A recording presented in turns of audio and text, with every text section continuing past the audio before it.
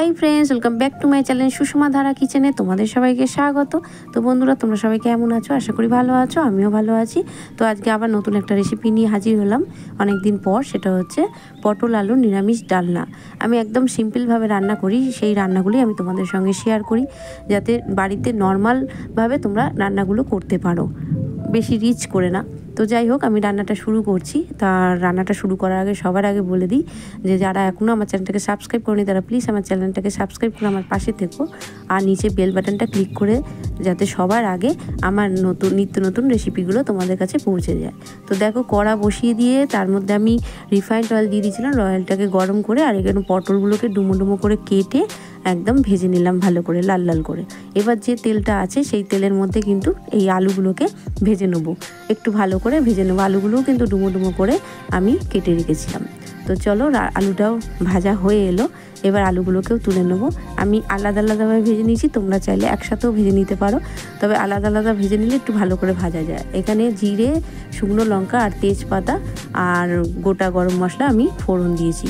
তা ফোড়নটা ভাজা হয়ে গেছে, তার মধ্যে লঙ্কা গুঁড়ো, হলুদ গুঁড়ো আর লবণ আর জিরে গুঁড়ো, এটা হচ্ছে মশলা আমি দিয়েছি। এবার এটা একটু ভালো করে ভেজে নেবো। তার মধ্যে একটু জল দিয়ে দেবো পরিমাণে, নাহলে মশলাটা পুড়ে যাবে।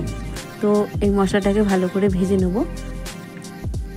একদম মানে নর্মালভাবে আমি রান্নাটা করেছি, কোনো টমেটো না, কোনো পেঁয়াজ, আদা রসুন, মানে পেঁয়াজ না, কোনো কিছু না, একদম নর্মালভাবে রান্নাটা করছি। এখানে জাস্ট একটু আদা দেবো। আদাটা আমি দিয়ে দিলাম 1 চামচ মতো। মশলার সঙ্গে একটু ভালো করে ভেজে নেব। নিরামিষ রান্না একটু তো আদা দিতেই হয়, আর তাহলে টেস্ট হয় খেতে। তো একটু জল দিয়ে ভালো করে মশলাটাকে ভেজে নিচ্ছি। তোমরা চাইলে টমেটো দিতেই পারো, বাট আমি টমেটো দেয়নি। তো এইবার এটা মশলাটা একটু ভাজা হয়ে গেলে এর মধ্যে আমি আলু আর পটলটাকে দিয়ে দেবো। আমি বেশিরভাগ মানে নর্মালভাবে যেটা বাড়িতে সাধারণভাবে রান্নাগুলো, সেই রান্নাগুলি আমি বেশিরভাগ করে দেখাই। তার মধ্যে আবার একটু অন্যরকম রান্নাও করি। তো যাই হোক, এটা একদম যারা প্রথম রান্না শিখছে বা রান্না করছে তারাও এরকম নর্মালভাবে করে দেখতে পারো। তো দেখো, পটলটাকে আর আলুটাকে ভালো করে কষিয়ে নিচ্ছি মশলার সঙ্গে।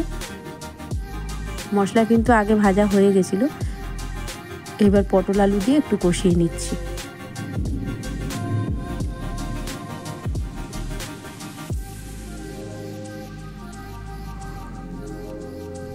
তো ভালো করে কষানো হয়ে গেছে, নিচে একটু লেগে লেগে গেছে, দেখতেই পাচ্ছ। মশলা কিন্তু ভালো ভাজা হয়ে গেছে খুব সুন্দরভাবে।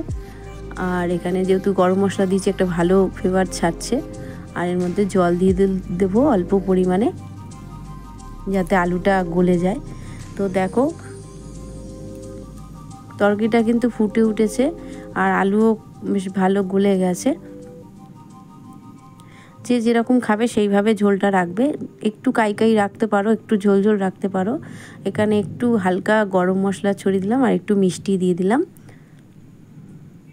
তাতে খেতে দারুণ লাগবে। নিরামিষ রান্নার মধ্যে একটু গরম মশলার মানে গন্ধ ছাড়লে আর একটু মিষ্টি মিষ্টি হলে ভালো লাগে।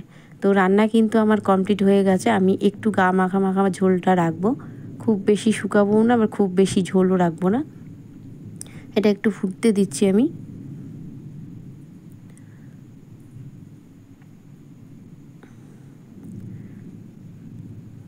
আলু কিন্তু গলে গেছে, আমি একটু দেখিয়েও দিচ্ছি।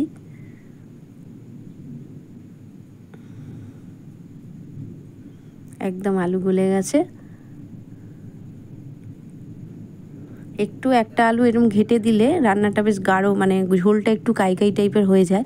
তাই জন্য আমি প্রত্যেকটা রান্নায় কিন্তু একটা করে আলু বেশ গলিয়ে দিলে রান্নার হয়ে যায়, বেশ খেতে ভালো লাগে আর একটু গাঢ় হয়ে যায়। দেখবে আমার রান্নাটা কিন্তু কমপ্লিট হয়ে গেছে। ভালো লাগলে অবশ্যই একটা লাইক করে আমার পাশে থেকো।